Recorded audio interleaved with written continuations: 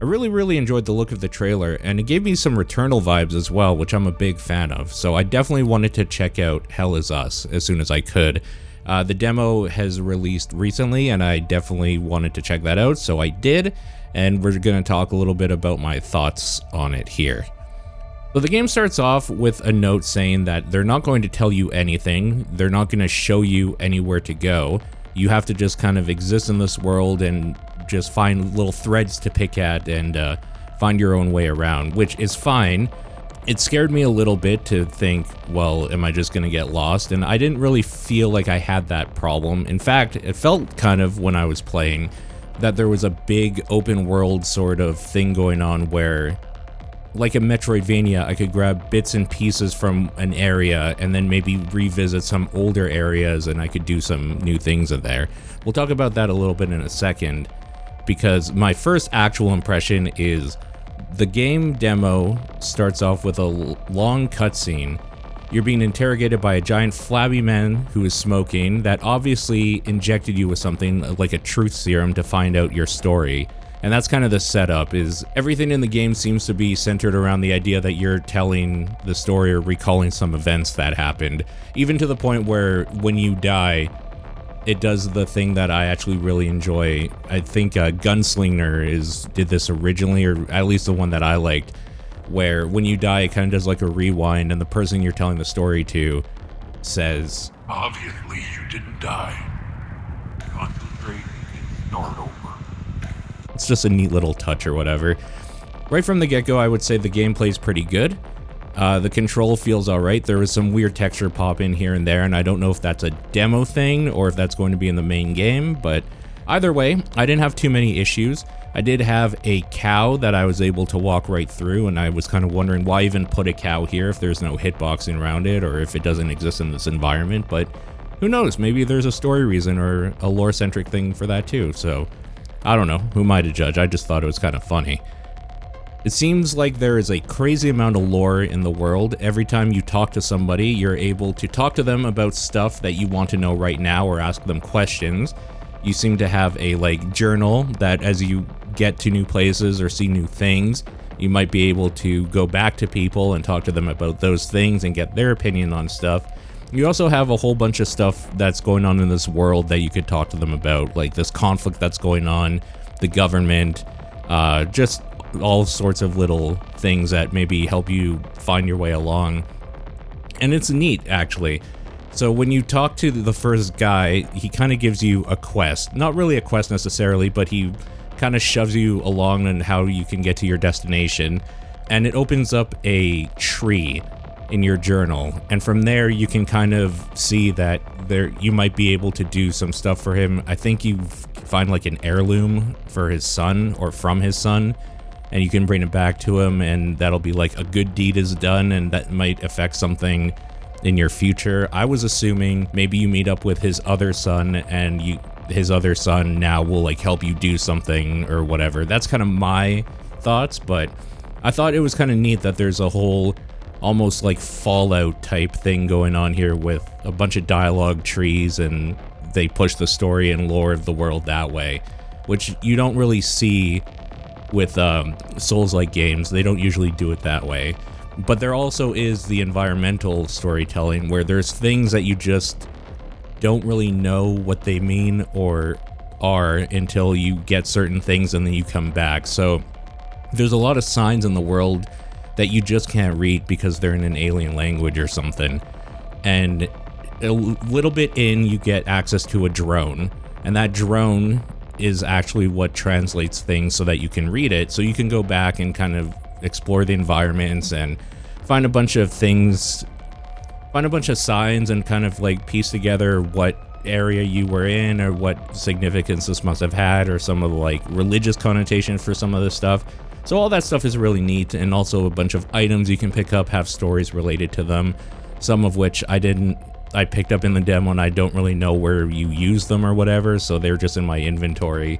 I'm guessing maybe you would find something later on in the game, or maybe come back at some point with some other things, and then it would all come together. So it seems like if you want story stuff, there is probably a lot written in here that you could dive into, which is cool. But for me, for a demo, the thing that I'm most interested in is I need to know how a game plays. This demo is unfortunately an older style demo where you're playing the first bit of the game. However, it will not carry forward into the main game. So everything I did here, I'm going to have to redo into the main game, which is fine, but it makes it so I don't really want to dive into the lore and story so much because I'm going to have to do it again when I play the main game. So I skipped a lot of that stuff, a lot of dialogue, because I was just there for the meat and potatoes to see how this thing plays. And it plays okay. The combat, I would say, is a strange mixture of a hack and slash, like a basic hack and slash with some Souls-like stamina management going on here. What I mean by that is that you seem to have like a heavy attack and a heavy attack that you can charge up and do massive damage with, or do like a bunch of fast flurry attacks with. You do, in this demo, there are 2 different weapon types, and they seem to have kind of different attack patterns or whatever. So that seems neat, like basic enough that you can pick it up and just kind of know what you're doing, but the different weapons and loadouts that you might be able to do seem like there's going to be a lot of depth to that stuff later on too, or you'll get more stuff as you go. I was talking about a drone earlier, and the drone has modules you can like install into it that do different things. So it starts off with a module that will distract enemies, and this is good for when you're having to fight something like with a partner. That is to say, an enemy with a partner. You can distract one and then fight the other, or if there's just like a solo enemy there, you can distract it and get like a big charged attack in, so that you can do massive damage right from the get-go. Later on for the modules, I found a shield, which looks like you could just put up like an overshield for enemies that might shoot things at you. I don't think I fought anything that shoots at you in this, but I'm guessing there's going to be, or whatever. So the combat is strange feeling, I would say, right from the get-go. I got used to it after a little bit of playing. About an hour in, I would say I probably started getting a little more used to it. There's all the standard fare there. There's a dodge button. There is kind of a parry system where if you parry enough, you basically break their stance, and then you can do a massive blow to them. And the big thing that they put in here is that there's a healing pulse that if you time it correct, it's like a rally from Bloodborne or something, where if you have lost health, you can kind of get some back, but you have to push a button like in Nioh 2 to get that health back and to like claim it or whatever. So it seems like they really want you to use that, because the thing I don't like about the combat is that the health and stamina meter are 1, and because of that, anytime you take a bunch of damage, you also now can no longer do many hits, or you can't like dodge properly anymore. It's the old style of like, the worse you do, the worse it's going to be for you. And at first, it doesn't feel too bad because you're fighting things one-on-one, but then they introduce the linked enemies system, and I thought this was really cool, a really cool idea, but it gets really annoying, or it got really annoying. So what this is that 2 enemies will be linked. It's usually, in this demo at least, it's like a humanoid type weird enemy, and then the linked enemy is almost like a wraith or something, right? And what happens is that when the wraith is out, you have to attack that and kill that or whatever, like shove it back into the humanoid enemy, and then you can kill the humanoid enemy. And if you don't do it in time, the wraith will come back out or whatever, and then you'll have to do it again. So it kind of like prevents you from killing the source without killing the other part of it. And the other part of it does like a bunch of weird erratic attacks that are different or whatever. Like, it's not a bad way to do enemy design, but what the problem is that you get put in these situations where you're fighting 2 enemies at a time for every 1 enemy, essentially. At one point in the demo, you're fighting 2 of them, so you're fighting 4 things essentially at the same time.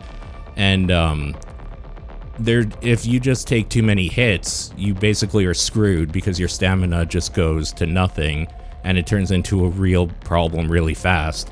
I think this is one of those things that later on in the game, it probably won't be that big of a deal because you will have different tools and things that you can use. but at the beginning it just felt kind of weird and bad for a while. I did eventually get used to it, and I don't necessarily hate it. I do think it makes it a little worse than it needs to be, for me anyway, so not a huge fan of the stamina and health being tied together. But I thought the enemy designs are actually pretty cool. Reminds me of like a Tool music video or something. There's like a sleek weirdness to how they move, and the Returnal thing comes back with like the Wraiths or whatever, where they are almost like geometrical shapes or voxels or whatever that move around and form different attacks or whatever. I don't know. I think it's fun. It is weirdly juxtaposed against a kind of drab and semi-boring environment in the demo. Like, it's like a rainy, shitty, like, forest area that's muddy, and it kind of ends in like a swamp. I don't necessarily think it's bad. They're good looking. It's just kind of like, weirdly dark and like boring outside environments that I'm hoping would get better later on, and I'm sure they do. It seemed to get a little bit more interesting, and then the demo ends, and I'm sure that's by design, that makes you want to play it. But overall, I think this is definitely going to be one of those games that if I'm in the mood for a Souls-like, I would want to pick up and play through, because I think the story and the world design and all that stuff is very, very well done. I don't necessarily care about the main character so far, but they haven't really given me any reason to. I do like the system for talking to people and helping them out, and like the side quest stuff and all that. I like the environmental storytelling stuff that's going on in here. And I think the combat overall is interesting, and once you get into it, you could get really into it. I just didn't get into it in the demo. And I think that's mainly because I really don't like that while I'm learning, the game is actively fighting against me learning as well. Because when you're taking hits and kind of learning parry timings and stuff, it's just kind of screwing your ability to dodge and like attack back as well. I guess it's probably they don't want you to just be consistently going aggro or whatever. Like, you have to think your attacks out a little bit more, but I don't know. I just personally didn't vibe with it. Overall, I'm probably going to check this out, especially I don't know how much it is, if this is like a cheaper game. This is a day one buy probably for me. Yeah, I'm just really, really excited, and I'm glad I got to play a little bit of it so I know a bit more about what I'm getting into. This comes out September 4th of this year on everything, and yeah, maybe you'll see more of me talking about it in the future. Thanks for watching. Where are my men? They're gone. The creatures got the better of them.